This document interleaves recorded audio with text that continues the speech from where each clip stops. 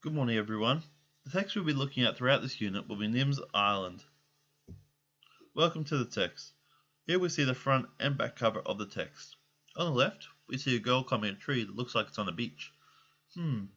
Wonder why she's got a telescope in her hand. Wonder what she's looking for.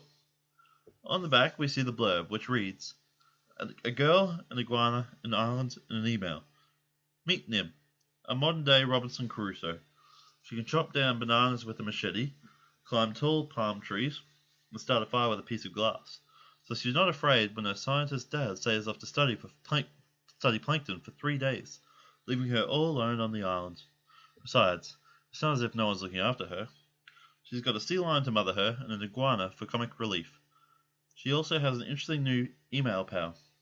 But when her father's phone calls stop coming and disaster seems near, Nim has to be stronger and braver than she's ever been before, and she'll need all her friends to help.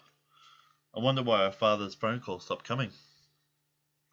The text was first published in 1999 by Allen and Unwin in New South Wales and was written by Wendy Orr. The illustrations were done by Kerry Millard. It was transferred into a motion picture directed by Jennifer Flackett and Mark Levin, which was released in 2008.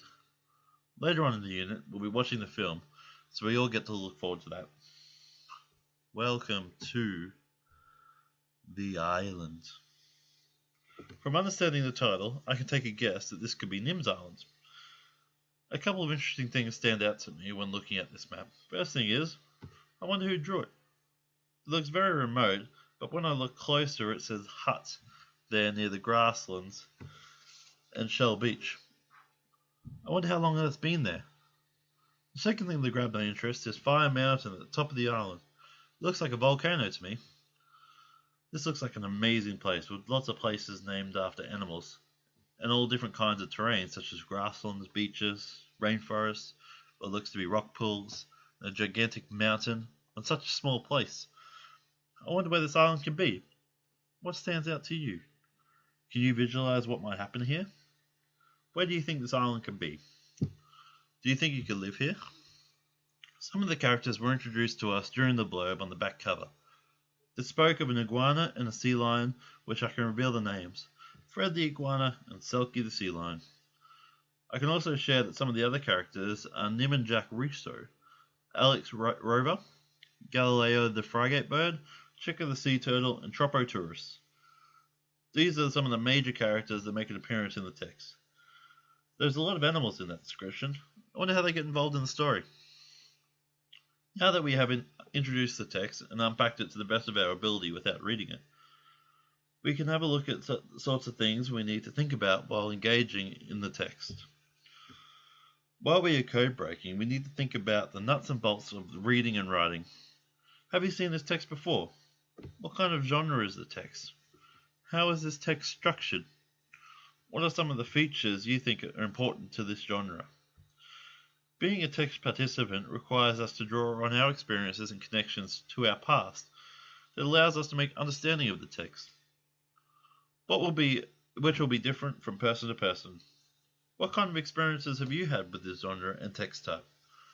From what we have seen about this text so far, is there anything that you have experienced, such as living on an island, that will help you participate in making meaning from this text?